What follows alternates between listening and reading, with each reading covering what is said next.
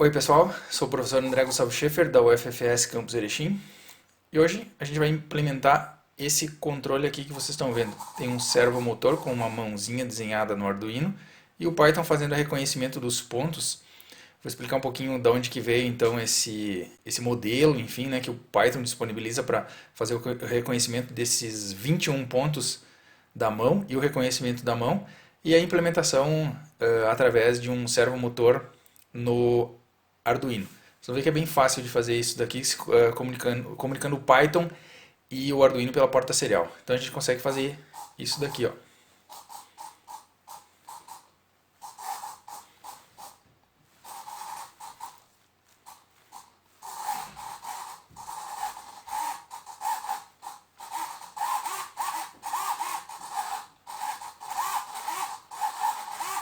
Tá bom?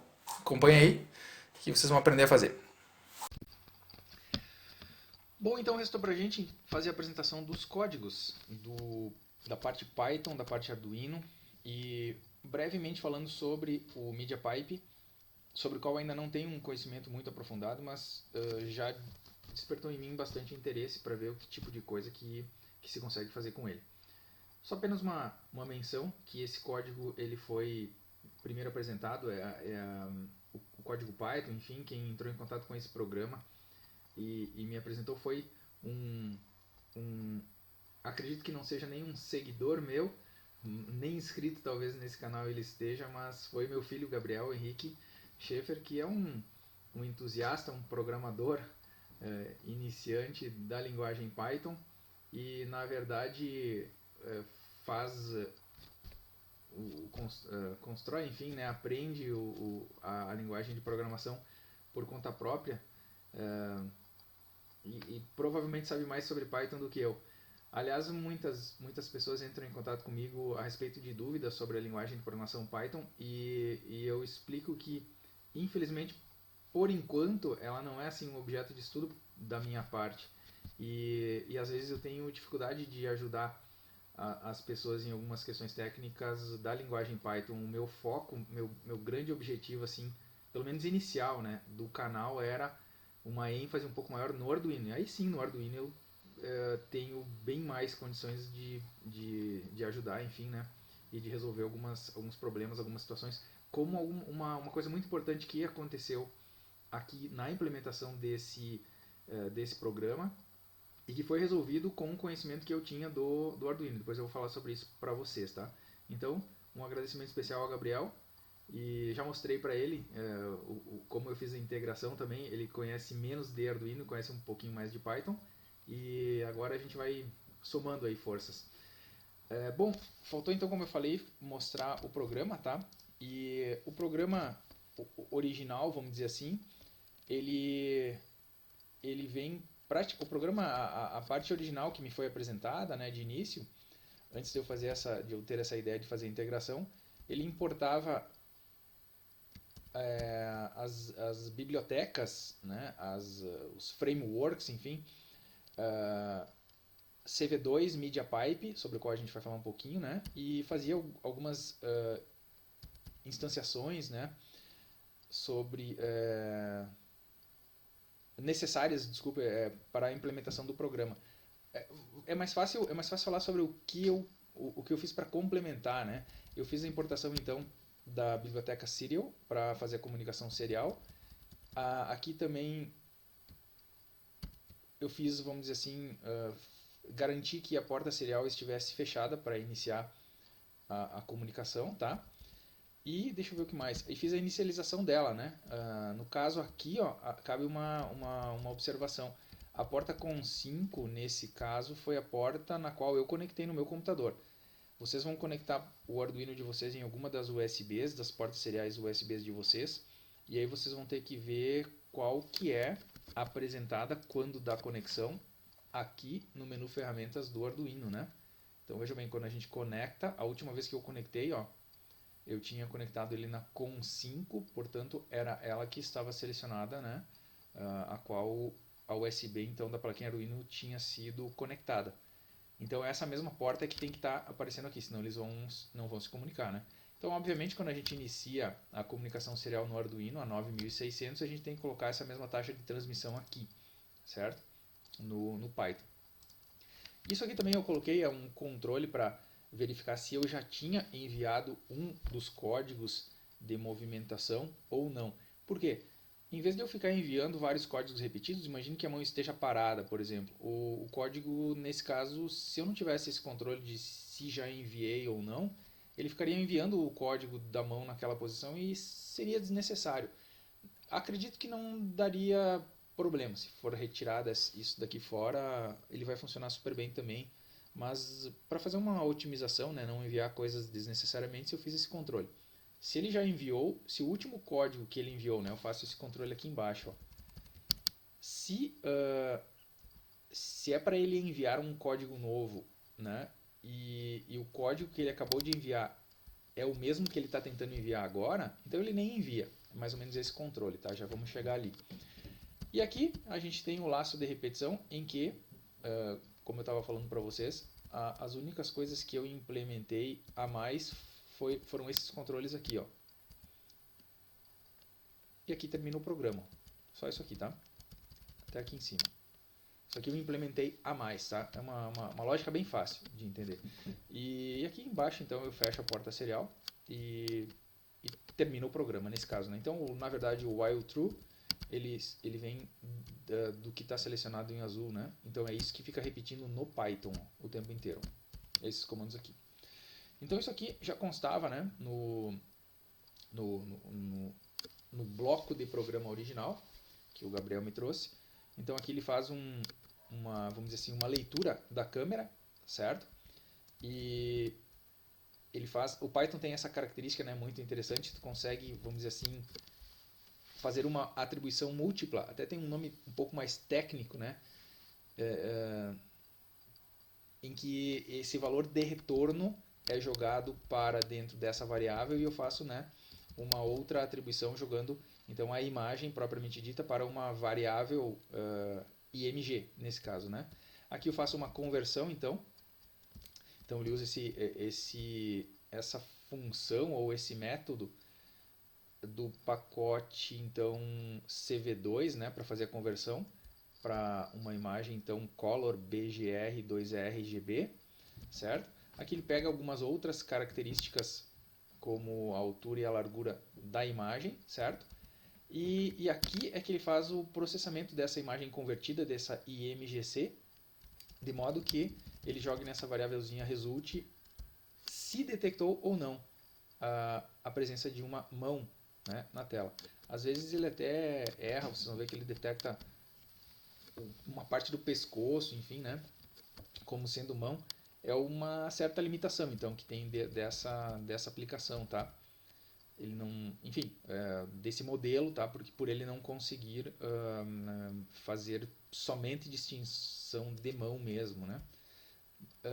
E aqui então, aqui eu faço o seguinte teste, se não, na verdade isso aqui constava no programa original. Ele está testando, né, se ele fez. Aqui na verdade até fui eu que escrevia títulos de documentação, né? Esse na verdade resultado ele vai ser true se houve detecção de mão ou não, tá?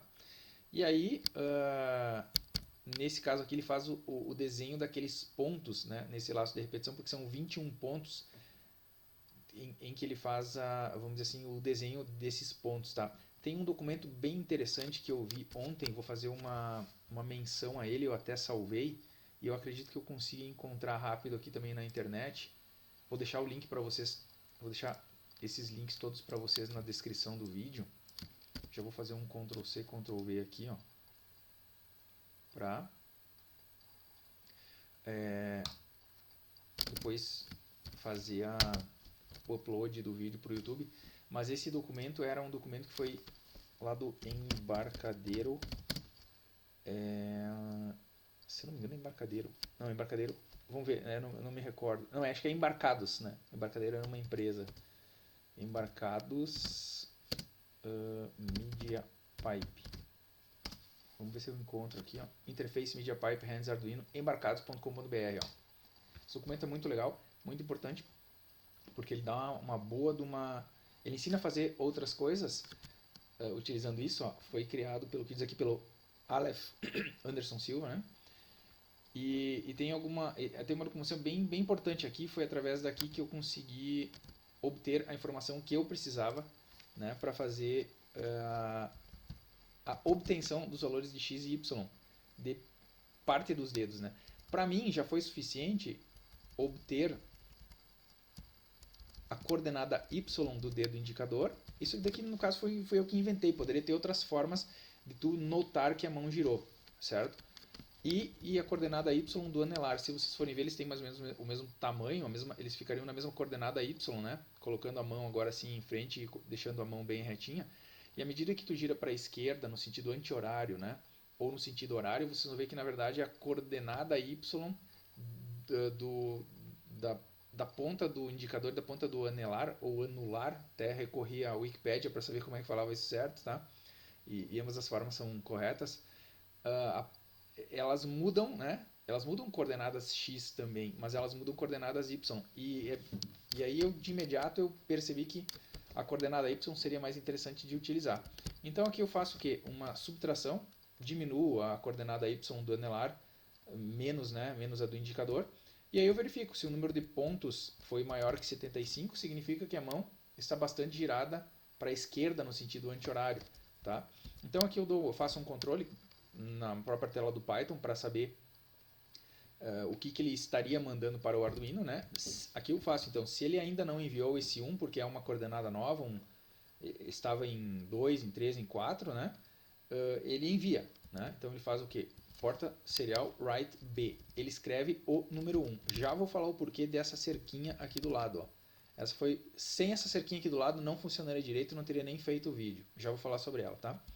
Então aqui, daí se ele envia, então ele atribui 1 para dizer que na posição 1 pelo menos ele já enviou, tá? Não precisaria, se ele se mantiver na posição 1, a mão ali, né? Não precisa enviar de novo. Por que esses números agora? Antes que eu esqueça de falar. Eu escolhi arbitrariamente esses códigos, tá? Eu envio o código 1 na forma de um caractere de texto, ó, tanto é que ele está entre apóstrofes, tá? Tanto é que ele foi junto com uma cerquinha, né? Não seria um número, portanto. Ele vai então esse caractere no formato texto pela porta serial, código 1 representando inclinação maior que 75 pontos de diferença, tá? No caso aqui eu estabeleci 11 níveis distintos. Se ela for maior que 60, então na verdade aqui como ela está num if then else encadeado, não há risco de as duas coisas acontecerem, né? Se ele entrou aqui, ele não entra nesse else if ou elif, né? Nesse else if aqui de baixo, tá? Então eu posso fazer somente o controle maior que 60 de novo, senão eu teria que colocar maior que 60 e menor ou igual a 75 no caso, né? Ou menor que 75, enfim. Não há essa necessidade nesse caso em função dessa lógica que eu estou utilizando. Então esse aqui seria o código 2, mesma lógica de cima. Esse aqui, se ela for maior que 45, eu envio o código 3, maior que 30, código 4. Lembrando que isso aqui não são graus, tá? Isso aqui é apenas uma diferença entre o y do anelar e o y do indicador. E assim por diante, ó. Então eu fiz 5, 6, 7, 8, 9, 10 e 11. Então o 11 seria a mão virada extremamente para a esquerda no sentido horário, né? O máximo que eu consegui assim virar. Então a diferença de 15 pixels, né, de 15 pontos de distância entre a coordenada y, certo? E aqui já estamos no fim, ó. Aqui ele exibe a imagem na tela. Aqui eu utilizo o comando cv2 wait key com um valor de 10 milissegundos, tá? Não funciona se vocês colocarem 0, ele trava. Por quê? Porque quando esse parâmetro é igual a 0, significa que ele está esperando que você pressione uma tecla no teclado, tá? E qualquer outro parâmetro daí se torna tempo em milissegundos. Então 1 funcionaria, eu coloquei 10, poderia ser qualquer outro, tá? E finalmente então, se o programa terminar ou terminasse, tá? Na verdade ele está preso naquele laço de repetição, né? Mas enfim, eu deixo esse comando aqui porque ele já fica pronto, apesar de o programa não passar por ele, porque o laço está em while true infinito, né? Para a gente fazer a carga do programa para o Arduino, é necessário que o Python tenha fechado a utilização da porta serial, que ele não esteja mais utilizando a porta serial. Então eu venho aqui, posiciono o cursor na linha 101, nesse caso aqui. Curiosamente eu tive um problema agora, porque ao pressionar F9, F9 também é a tecla que encerra a gravação do vídeo pelo programa que eu utilizo, tá? Então eu não posso pressionar F9, senão ele aborta a gravação da tela. Então aqui quando eu pressiono F9, ele executa então esse comando e fecha a porta serial, o que me permite então fazer a carga, né, o upload pelo Arduino, ele fica liberado para fazer a carga, senão dá uma mensagem de erro, certo? Mas o programa em Python aqui encerra. No Arduino existe então a seguinte lógica, ó. Eu utilizo a biblioteca servo, então .h, né? Declaro uma variável número, que vai ser o número sendo analisado, instancio, vou fazer referência então à minha instância servo como sendo x, né? Esse meu objeto x então dessa classe servo vai ser o meu próprio servo motor do Arduino. No setup eu tenho o que? Eu tenho apenas a inicialização da porta serial para fazer a comunicação serial. Conectei o meu servo motor no pino número 6, tá? E faço agora então a conexão dele, né? O x.attach número 6, sinalizando que então para esse objeto x que eu tenho então esse servo conectado na porta número 6. O esquema de conexão é o esquema de conexão de qualquer servo motor, tá? Então, na verdade, assim, eu não vou nem fazer um esquema no Fritzing nem nada, porque o servo motor ele tem três fiozinhos, né? 3 jumpers de saída. Nesse caso aqui eu estou utilizando aqueles bem comuns que são bem populares no mundo Arduino, né? O micros, puxar ele um pouquinho para cima aqui, ó, micro servo 9G SG90, tá? E ele possui um fiozinho marronzinho que a gente conecta no ground, um fiozinho vermelho que a gente conecta em 5 volts e o de sinal, que é o laranjinha, que foi conectado então na porta de saída número 6, certo? Não tem maiores complicações não. Só isso, tá? Que eu tenho. Aí, claro, eu coloquei um palitinho de picolé colado no servo e uma mãozinha que eu recortei feita de papel. Aqui então o que acontece? Dentro do looping a gente tem sempre, só isso aqui, ó, o programa é só isso aqui. A gente tem sempre uma repetição de leituras, certo? Veja bem que eu nem tranco o processamento, né? While not serial available.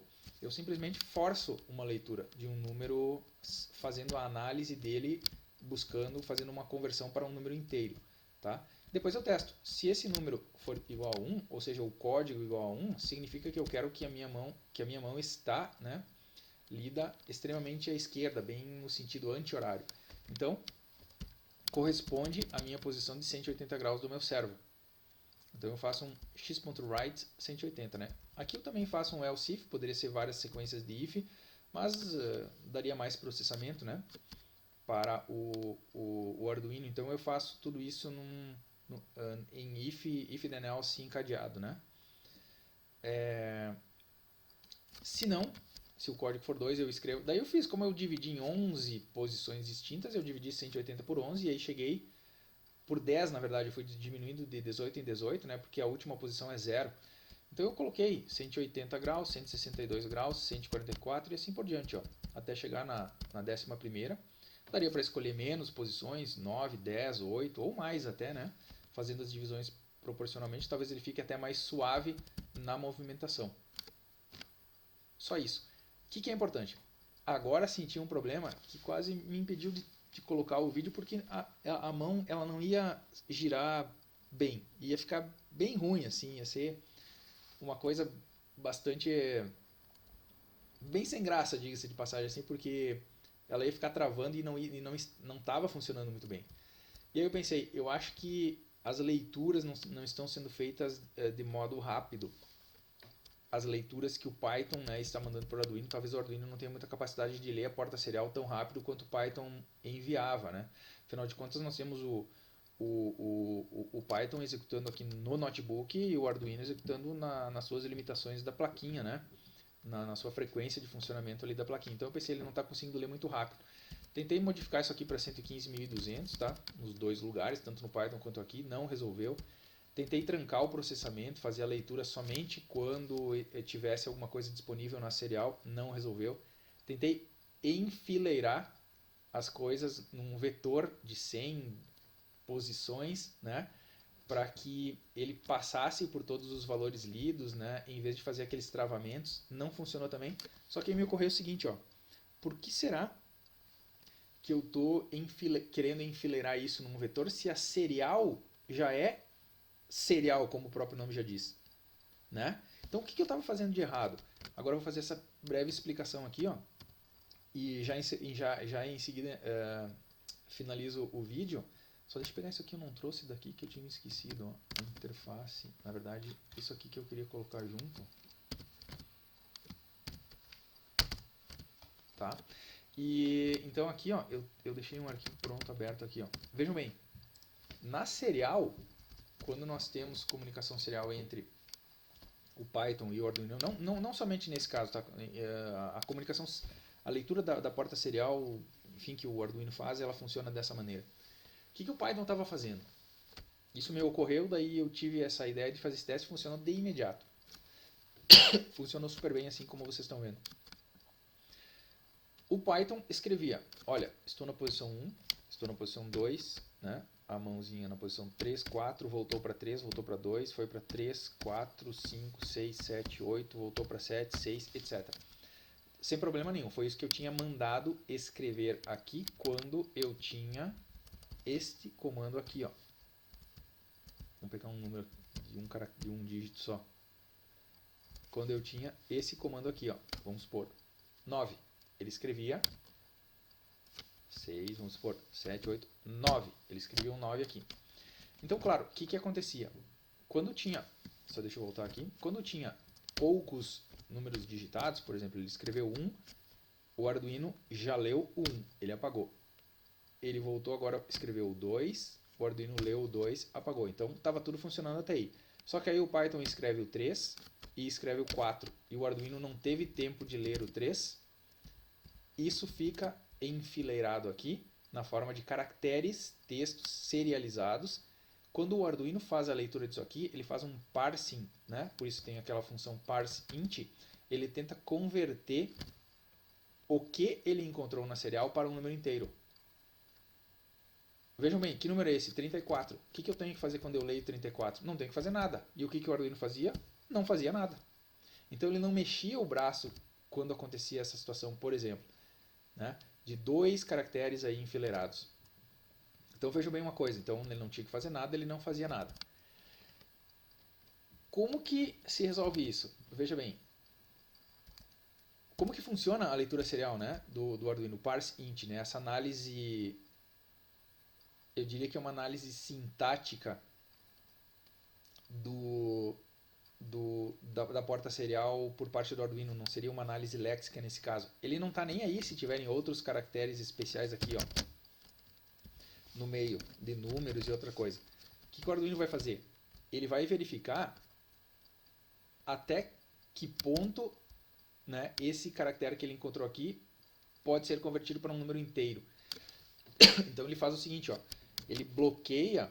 Eu já li alguma coisa sobre isso, e isso me ajudou em outras situações, por isso que eu me lembrei que essa poderia ser a situação. Espero que a minha explicação também esteja correta, porque sempre, pelo menos para as 2 ou 3 situações em que eu tive que resolver isso dessa forma, funcionaram super bem, tá? Então ele vem até aqui, por exemplo, e diz assim, ó, olha, aqui eu encontrei algo que não pode ser convertido. Então ele tira esse pedaço fora e transforma isso daqui num número 3. Afinal de contas, né, até aqui ele conseguiu chegar, sendo que aqui ele entende isso como um caractere delimitador e ele para a leitura por aqui. Então ele tira isso aqui fora e transforma aquele $3, vamos pôr lá, em um número inteiro, né? Se eu tivesse isso daqui, ó, 36, ele faria o parsing até aqui e chegaria ao número 36. Se eu tivesse, por exemplo, 36.5, ele faria isso daqui, ó. Ele chegaria até o ponto. O ponto não pode ser convertido para um número inteiro. Então ele entenderia que isso aqui é um número 36 também. Então a solução para mim foi fácil. Em vez de mandar somente o caractere 9, por exemplo, o 8 ou o 7, etc., eu mando uma cerquinha junto, que é um número inteiro inválido. O que aconteceu então? Aconteceu isso daqui, ó. Ele mandou o 1, mandou o 2, mandou o 3, voltou para o 2, vamos supor, foi para o 3, foi para o 4, foi para o 5. Agora não interessa mais a velocidade com que o Python está escrevendo. O Arduino ele vai chegar aqui na leitura da serial, parou por aqui, foi para a posição 1. Fez a próxima leitura, parou por aqui, foi para a posição 2. Então ele faz a coisa bem mais suavizada e de maneira rápida, como ele já fazia. No entanto, agora não há mais entrada de processamento no Arduino de números inválidos, né? E os meus números válidos eram apenas os números de 1 a 11. Resolvido, fez com que ele funcionasse dessa forma como vocês viram no início desse vídeo.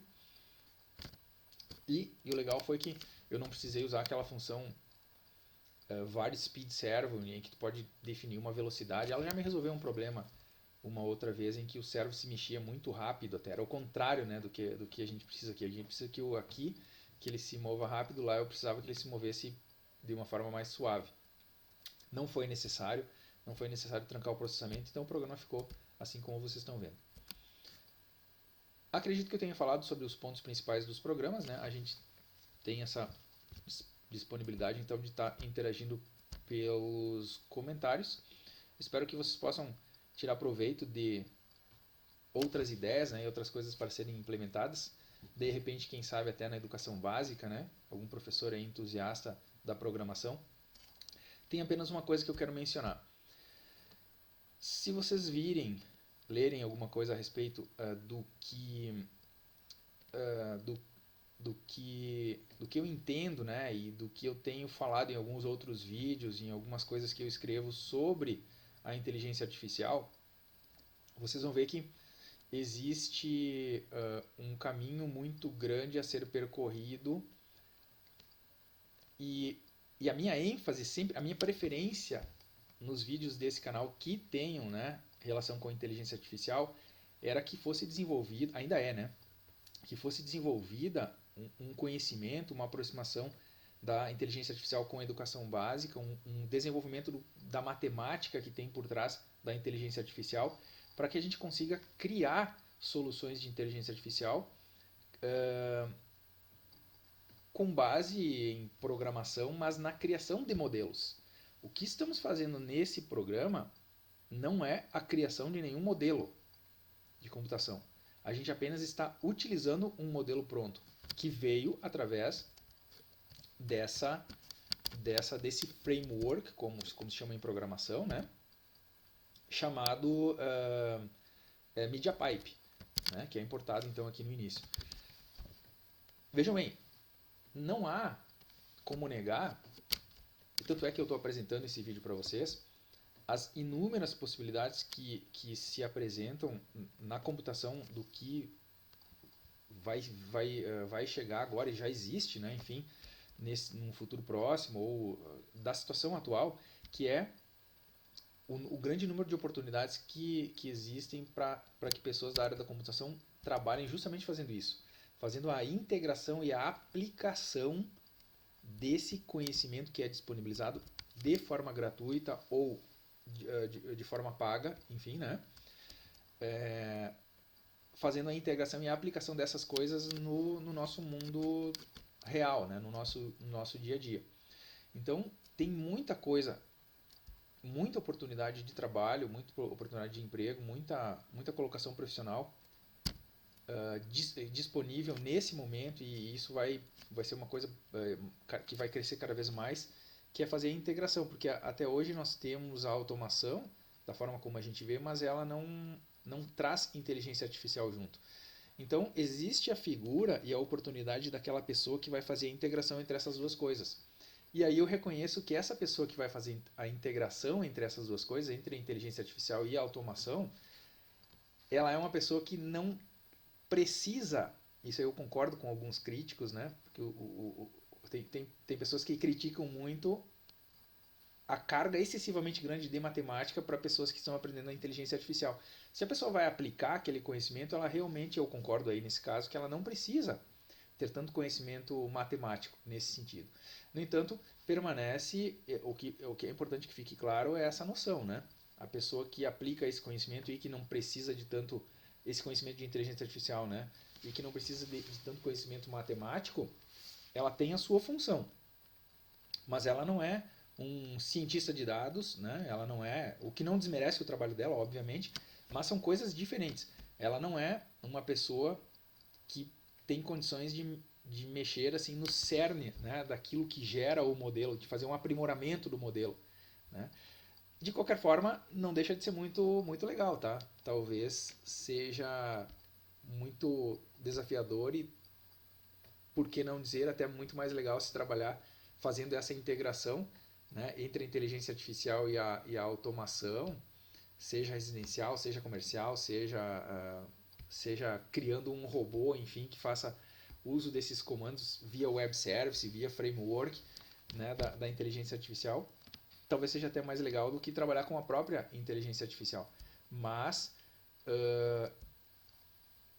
minha defesa permanece a mesma, tá? Eu acho que quando ensinamos a base da inteligência artificial, a gente precisa ensinar com mais profundidade a matemática que tem por trás. E aí, para isso, a gente precisa conhecer essa matemática, a gente precisa saber formas de integração entre essa matemática e o conhecimento matemático que hoje é ministrado na educação básica. E eu continuo instalado nessa defesa, nesse local, certo? Não desmerecendo, na verdade, e não, e não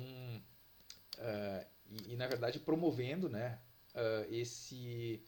a apresentação dessas oportunidades aí de integração entre essas duas coisas, né, entre a automação e a inteligência artificial.